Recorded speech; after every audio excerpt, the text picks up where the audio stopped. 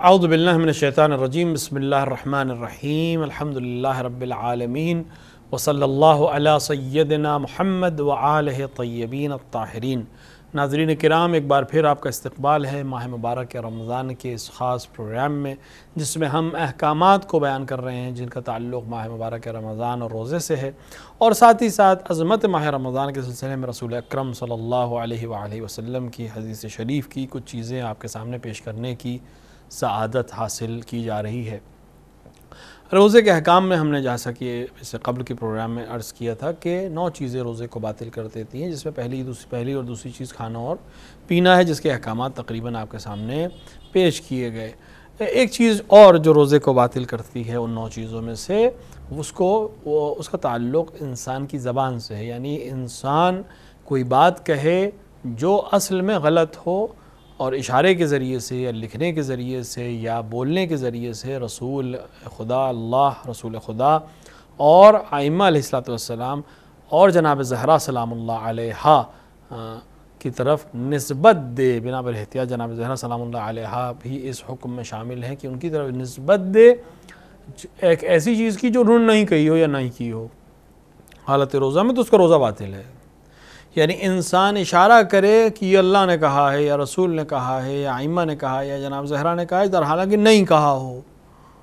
تو اس کا روزہ باطل ہو جائے گا۔ اپنی بات کو کسی بھی وجہ سے ثابت کرنے کے لیے یا اپنی بات میں وزن پیدا کرنے کے لیے انسان کو ایک ایسی بات کہے جو اور اس کو نسبت دے رسول اکرم کی طرف یا خداوند عالم کی طرف یا امیر المومنین اور ائمہ علیہ السلام کی طرف اور جناب زہرا سلام اللہ علیہا کی طرف، تو اس کا روزہ باطل ہو جائے گا اگر وہ چیز جھوٹ ہو تو، اور وہ جانتا ہو کہ یہ جھوٹ ہو۔ ایک دفعہ ایسا ہوتا ہے، اس میں کچھ شقیں ہیں جس کو سمجھ لینا ضروری ہے۔ ایک دفعہ ایک چیز حدیث ہے جو بہت مشہور ہے، یا اس انسان کو لگتا ہے کہ یہ رسول نے فرمایا ہے، یا اس کو لگتا ہے یہ کسی امام نے فرمایا، یا اس کو لگتا ہے کہ اللہ نے فرمایا، کہیں سنا ہے اس نے، اور اس سوچ کر یہ اس عقیدے کے ساتھ کہ یہ سچ ہے اور رسول نے فرمایا ہے، یہ سوچ کر اس عقیدے کے ساتھ یقین کے ساتھ کہ رسول نے فرمایا ہے، اور وہ اس بات کو بیان کرے اور بعد میں معلوم ہو کہ یہ قول رسول نہیں تھا، تو اس کا روزہ باطل نہیں ہوگا، کیونکہ جس وقت اس نے کہا تھا اس وقت اس یقین کے ساتھ کہا تھا کہ یہ بات رسول نے کہی ہے۔ لیکن اگر جانتا ہو کہ یہ بات غلط ہے اور یہ بھی جانتا ہے کہ روزے کی حالت میں رسول کی طرف اور خدا کی طرف اور ائمہ علیہ السلام کی طرف جھوٹ کی نسبت دینے سے روزہ باطل ہو جاتا ہے، اور اس کے باوجود وہ اس جملے کو بیان کرے اور کہے کہ رسول نے کہا ہے، تو اس کا روزہ باطل ہے۔ اسی طرح اشارہ کرے، سامنے والا ایک شخص کہے اس سے کہ کیا رسول اللہ نے یہ کہا ہے، اللہ نے یہ کہا ہے، اور وہ جانتے ہو کہ جھوٹ ہے، سر سے اشارہ کرے کہ ہاں، اس جھوٹ کی تائید کرے، اس کا روزہ باطل ہے۔ لکھ کر تائید کرے یا جھوٹ لکھے، روزہ باطل ہے۔ یا اسی طرح شب میں، رات میں، جب روزے میں نہیں ہے، رمضان کی شبوں میں رات میں کوئی جھوٹی نسبت دے، جانتا ہو کہ یہ جھوٹ کہہ رہا ہے رسول اور خدا کی طرف، اور صبح حالت روزہ میں کہے کہ وہ بات جو میں نے رات میں کہی تھی وہ سچ ہے یا وہ جھوٹ ہے، اور نسبت جھوٹ کی طرف ہو جائے، تو روزہ اس کا باطل ہو جائے گا۔ اگر جھوٹ کی نسبت بغیر جملے کو بیان کیے رات کی طرف اشارہ کرے، در حالانکہ وہ جھوٹ ہو، بالآخر جھوٹ کی نسبت مل رہی ہو،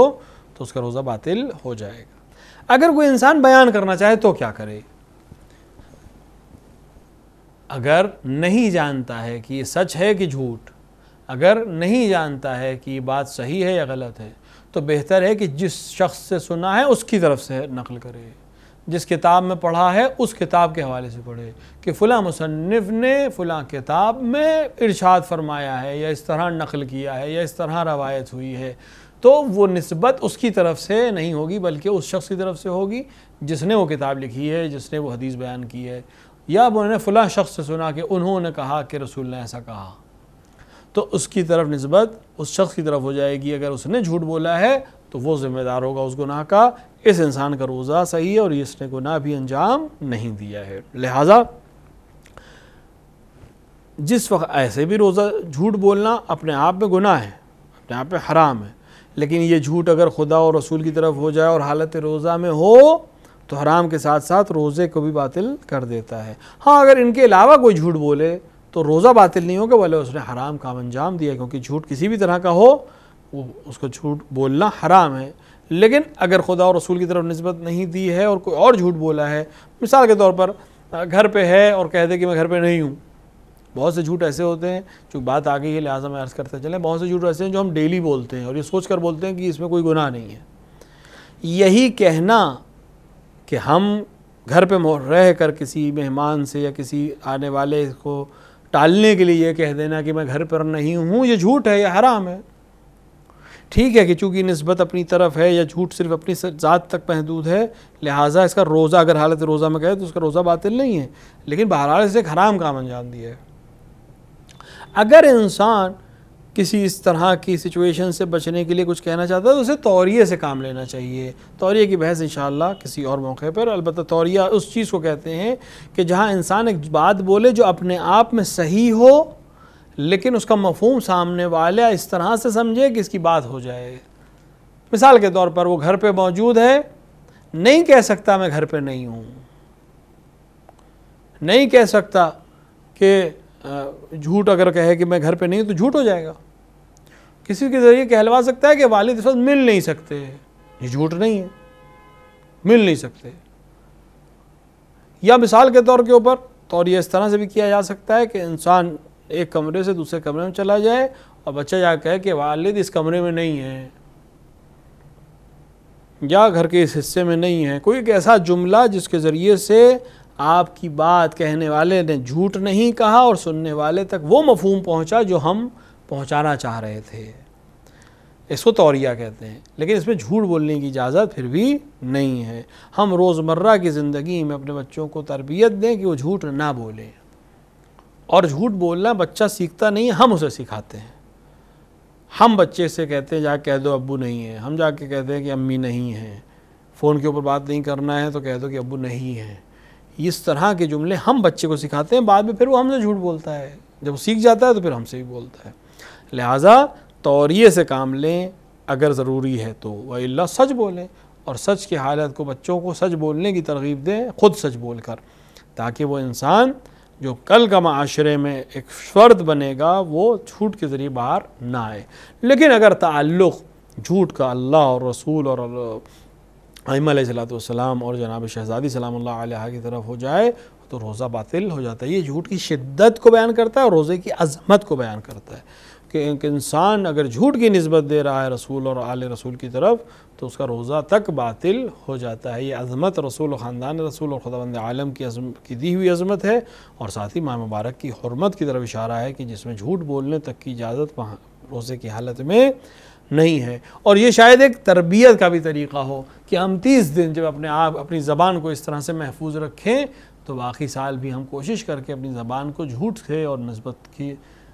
کذب کی نسبت سے اپنی زبان کو پاک رکھ سکتے ہیں۔ لہٰذا انسان کوشش کرے کہ وہ ماہ مبارک رمضان میں اپنے آپ کو ترغیب دلائے کہ وہ جھوٹ سے دوری اختیار کرے گا، اور ساتھ ہی ساتھ اس بات کی احتیاط رکھے کہ اگر اسے کوئی مسئلہ بیان کرنا ہے تو پھر جس نے بیان کیا اس کے نام سے یا جس کتاب میں پڑھایا اس کتاب کے نام سے بیان کرے، تاکہ خود وہ اس چیز سے بچا رہے اور محفوظ رہے۔ اگر انسان یہ سوچ کر، اس میں ایک فرعی مسئلہ ہے اس کو بھی بیان کر دیں، اگر انسان یہ سوچ کر کہ یہ بات جھوٹی ہے اور رسول کی طرف منسوب کرے یا خداوند عالم کی طرف منسوب کرے جان بوجھ کر، اور یہ سوچ کر یہ جھوٹی ہے اور جھوٹ کے قصد سے ہی بیان کرے روزے کی حالت میں، بعد میں اسے معلوم ہو کہ نہیں رسول نے ایسا فرمایا تھا یا رسول نے ایسا کیا تھا یا خداوند عالم نے ایسا فرمایا تھا، تو چونکہ اس نے جب کہا تھا تو اس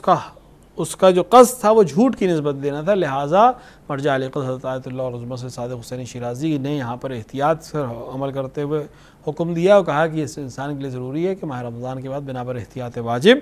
روزے کی قضا کرے، کیونکہ اس نے ولو یہ کہ اصل میں وہ چیز سچ تھی، لیکن جس وقت بیان کیا تھا یہ سوچ کر اور جان کر بیان کیا تھا کہ یہ جھوٹ ہے، لہٰذا اس کا ارادہ جھوٹ کی نسبت دینا تھا، لہٰذا بنا پر احتیاط اس انسان کو ایک روزہ قضا اس روزے کی قضا رکھنی چاہیے۔ خداوند عالم ہمیں توفیق عطا فرمائے کہ ہم جھوٹ سے سال بھر اور ہمیشہ محفوظ رہیں، اور ائمہ علیہ الصلوۃ والسلام اور رسول اکرم صلی اللہ علیہ وآلہ وسلم و خدا کی طرف جھوٹ کی نسبت دینے سے ماہ مبارک رمضان میں بھی پرہیز کریں تاکہ ہمارا روزہ صحیح رہے اور اس طرح کی بات نہ آئے جس کی وجہ سے روزہ باطل ہو۔ ساتھ ہی ساتھ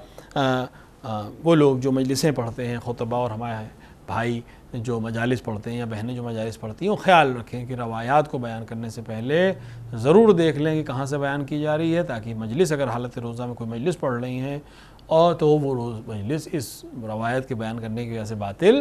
آپ کا روزہ باطل نہ ہو اور ہدف مجلس بھی فوت ہو جائے۔ ہاں اگر بیان کر رہے ہیں سوچ کے کہ یہ صحیح ہے تو نسبت اس راوی کی طرف دیں جس نے بیان کیا ہے یا اس مصنف کی طرف دیں جس کی کتاب سے بیان کیا جا رہا ہے، تاکہ اگر علیاذ باللہ غلط بیانی ہو تو وہ آپ کی ذات سے منسوب نہ ہو اور آپ کا روزہ صحیح رہ جائے۔ انسان کا ہدف مجالس سے اور محافل سے اور تقریروں سے اور وعظ و نصیحت سے ائمہ علیہ الصلوۃ والسلام کے دین کو پہنچانا ہے، شریعت رسول اور آل رسول کو بیان کرنا ہے، لہٰذا وہی چیز جو ان کی شریعت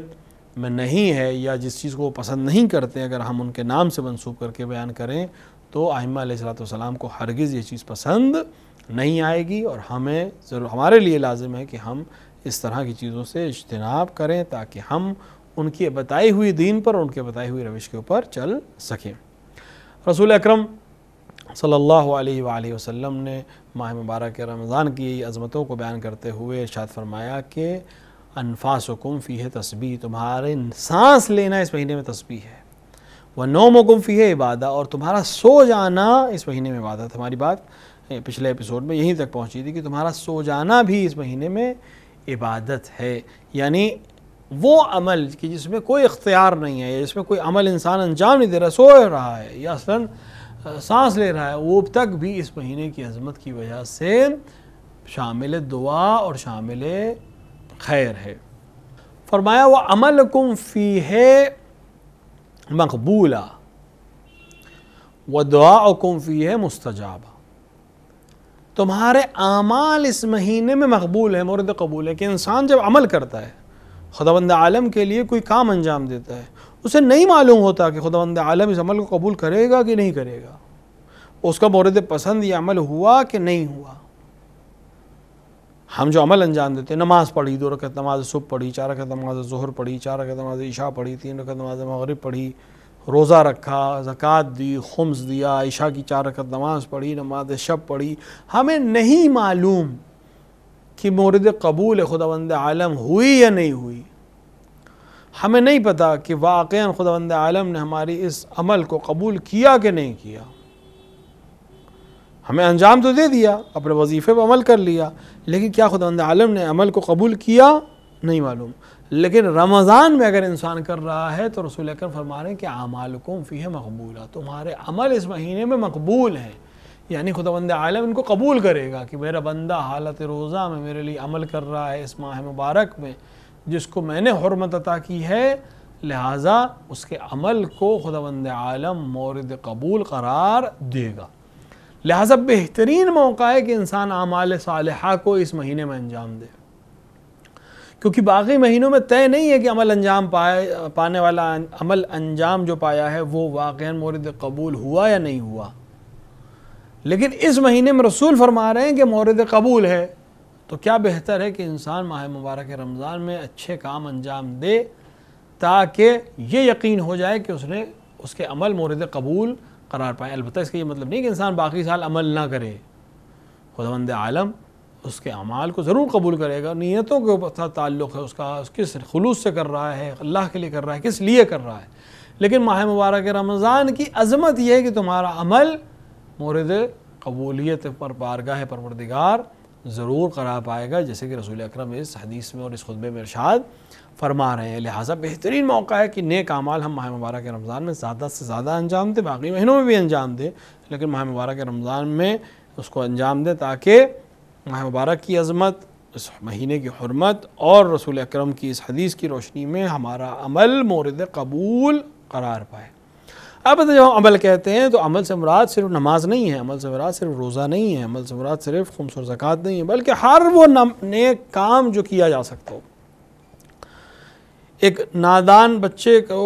بچے کو جس کے پاس کچھ نہیں ہے کچھ دے دینا، کسی شخص کو لباس دے دینا، کسی کو کھانے کو دے دینا، کسی کو پڑھا دینا. اگر میں پڑھا سکتا ہوں 2 ایسے بچوں کو جن کے پاس پیسے نہیں ہیں، میں پڑھا دوں، علم دے دوں، تو یہ نیک عمل ہے، اور یہ عمل خداوند عالم کو پسند ہے. حسن پڑھنے لکھنے اور اس طرح کے اعمال کا تعلق، جن کا تعلق پڑھائی سے، لکھائی سے، علم سے، دانش سے ہو، اسلام نے بہت مورد تاکید قرار دیا ہے، اور لوگوں سے چاہا ہے کہ خود بھی پڑھیں اور دوسروں کو بھی پڑھنے کی تشویق کریں اور پڑھائیں. لیکن ہر چیز کی زکوٰۃ ہے. علماء نے فرمایا علم کی زکوٰۃ علم کو نشر کرنا ہے. یعنی علم کی زکوٰۃ یہ کہ انسان دوسروں تک علم کو پہنچائے. اگر علم کو دوسروں تک پہنچا رہا ہے تو وہ علم کی زکوٰۃ ادا کر رہا ہے، اور حق کا استفادہ اس کو پھر اس علم سے ہو جائے گا جب وہ دوسروں تک اس علم کو پہنچائے گا. تو صرف نماز پڑھ لینا عمل خیر نہیں ہے. بے شک نماز ایک بہترین عمل، لیکن اگر کسی یتیم کو کچھ دے رہے ہیں، کسی بیوہ تک پہنچ رہے ہیں، کسی مسکین کے اوپر دست شفقت پھیر رہے ہیں، کسی کو علم دے رہے ہیں، کسی کو پڑھائی میں مدد کر رہے ہیں، تو یہ سب بھی نیک اعمال ہیں، اور خداوند عالم ماہ مبارک کی عظمت سے ان کو قبول کر کے اس کا عظیم ثواب انسان کو، روزہ دار کو عطا کرتا ہے. وَدُعَاؤُكُمْ فِيهَا مُسْتَجَابًا. بہت زیادہ یہ سوال ہمارے پاس مسجد میں، واٹس ایپ کے اوپر آتے ہیں، پروگرامز میں آتے ہیں کہ ہماری دعا قبول ہونے کے طریقے کیا ہیں. بہترین زمانہ دعا کا یہی رمضان کا مہینہ جس مہینے میں ہم ہیں. بہترین موقع ہے کہ اپنی دعاؤں کو خداوند عالم سے اس مہینے میں مانگا جائے، اور خداوند عالم کو واسطہ اور اس مہینے کی حرمت کا دے کر ائمہ علیہ السلام کے وسیلے سے کوشش کی جائے کہ دعائیں اس مہینے میں خدا کی بارگاہ میں پہنچیں تاکہ مورد قبول قرار پائیں. دعا کے باب میں بہت بحثیں ہیں کہ انشاءاللہ اگر موقع رہا تو ہم ضرور اس کو آپ کے سامنے اس اگلے پروگرام میں پیش کرنے کی کوشش کریں گے کہ دعا کیوں قبول نہیں ہوتی، یا قبول ہوتی تو کس طرح قبول ہوتی ہے. دعا کے بہت سے مسائل ہیں، یا کن چیزوں کی وجہ سے قبول نہیں ہوتی، یا کن چیزوں کی وجہ سے جلدی قبول ہوتی ہے. یہ وہ چیزیں ہیں، ایک بہت لمبی بحث ہے اور بہت زیادہ اس کے اندر گفتگو کی جا سکتی ہے کہ ابھی اس وقت بہت کم ہے کہ ہم اس کی طرف تشریح کریں. انشاءاللہ اگلے ایپیسوڈ میں آپ کا سے وعدہ رہا کہ ہم اس کو پیش کریں گے. تو رسول اکرم اس مہینے کی عظمت کے لیے 4 چیزوں کی طرف اشارہ فرمایا جو ہم نے 2 قصوں میں آپ کے سامنے پیش کی، کہ تمہاری تمہارا سانس لینا اس مہینے میں تسبیح ہے، تمہارا سو جانا اس مہینے میں عبادت ہے، تمہارے اعمال اس مہینے میں مورد قبول ہے، اور تمہاری دعا اس مہینے میں مورد اجابت ہے. لہٰذا انسان کو چاہیے کہ ماہ مبارک کو ہاتھ سے نہ جانے دے. کسی بھی طرح کوئی ثانیہ اس مہینے کا اس کے ہاتھ سے نہ نکلنے پائے. ہر آن وہ عبادت پر مشغول ہے، حتیٰ وہ سو رہا ہے تو عبادت کر رہا ہے، سانس لے رہا ہے تو عبادت کر رہا ہے. اب اگر ایسے میں کوئی انسان محروم رہ جائے کہ خداوند عالم کی عطاؤں سے اور بخشش سے، تو پھر اس سے زیادہ بدبخت کوئی انسان نہیں ہوگا. کہ جیسے کہ بات کے فقرے میں رسول اکرم اس کی طرف اشارہ بھی کرتے ہیں کہ وہ انسان جو ماہ مبارک میں اگر مغفرت نہیں حاصل کر پایا تو پھر وہ کب مغفرت حاصل کر پائے گا. اس سے زیادہ شقی انسان کون ہوگا جو ماہ مبارک رمضان میں بھی خداوند عالم کی رحمانیت کو جلب نہ کر پائے، خداوند عالم سے غفران حاصل نہ کر پائے. لہٰذا اس مہینے کی عظمت کی طرف اشارہ کرتے ہوئے فرماتے ہیں کہ تمہاری سانس لینا تسبیح ہے، تمہارا سو جانا عبادت ہے، تمہارے اعمال مورد قبول و اجابت ہے، تمہاری دعا مورد اجابت ہے. دعائیں، بہترین دعا کا وقت رمضان ہے. آئیں مل کر دعا کریں اپنے وقت کے امام کے لیے کہ خداوند عالم ان کے ظہور میں تعجیل کرے، تاکہ ہم اپنے امام کے رخ انور کی زیارت کر سکیں اور ہم اس دین کو اس کمال تک دیکھیں کہ جو اس کا اصل مقام ہے. روایات میں کہ جب امام علیہ السلام ظہور کریں گے تو ہم دین کی ان چیزوں کو آپ کے سامنے پیش کریں گے جو رہ گئی تھیں، زمانے کی وجہ سے ہم تک نہیں پہنچ سکی. علوم کو نشر کریں گے جو ابھی تک انسان کشف نہیں کر پایا. اس سے امام علیہ السلام یہ تمام چیزوں کو بشریت کے حوالے کریں گے کہ ایسا سماج تشکیل کا پائے گا، کہ ایسی حکومت ہوگی جس کے اندر کوئی ظلم، کوئی ستم نہیں ہوگا، کہ جہاں ہر چیز اپنے مقام پر ہوگی. ظلم کی تعریف امیر المومنین علیہ السلام نے یہی کی ہے کہ کسی شے کا اس کی مقام سے ہٹا دینا ظلم ہے. جو چیز جہاں رکھی ہونی چاہیے اگر وہاں سے ہٹا دی جائے تو یہ ظلم ہے. امام علیہ السلام اس دنیا کو عدل اور انصاف سے بھر دیں گے. یعنی کوئی ایک سوئی کے نوک کے برابر بھی چیز اپنی غیر جگہ پر اگر ہے، اپنی غیر مربوطہ جگہ پر ہے، تو وہ چیز بھی امام علیہ السلام برداشت نہیں کریں گے اور اس کو اس کی صحیح مقام پر پہنچائیں گے. لیکن ان سب کے لیے ضروری ہے کہ ہم ماہ مبارک رمضان سے بہترین استفادہ کر کے اپنے آپ کو ایسا بنائیں جیسا امام کو سماج چاہیے، کیونکہ جب تک ایک اچھا سماج وجود میں نہیں آئے گا، امام علیہ السلام کا وجود اس کے لیے فائدہ مند نہیں ہے۔ اگر انسان خود اچھائی کی طرف نہیں جانا چاہے تو امام علیہ السلام کے وجود سے وہ فائدہ حاصل نہیں کر سکے گا۔ لہٰذا انسان خود اپنے نفس کی تربیت کرے تاکہ امام علیہ السلام کے سماج میں شامل ہو سکے اور اس سماج سے وہ فائدہ حاصل کر سکے جو امام کے چاہنے والے کو حاصل کرنا چاہیے۔ خداوند عالم ہمارے روزوں کو قبول کرے، خداوند عالم ہماری عبادتوں کو قبول کرے، ہماری دعاؤں کو مستجاب کرے، دنیا میں جہاں جہاں مشیان رہتے کر رہا ہے ان کی جان و مال و عزت و آبرو کی حفاظت فرمائے، علماء اعلام مہاراج کرام کا سایہ ہمارے سروں پر محفوظ رکھے، امام زمان عجل اللہ تعالیٰ فرجہ الشریف کے ظہور میں تعجیل کرے، اندر ظہور امام کو پہچاننے کی توفیق عطا فرمائے۔ وصلی اللہ علی سیدنا محمد وآلہ الطیبین الطاہرین۔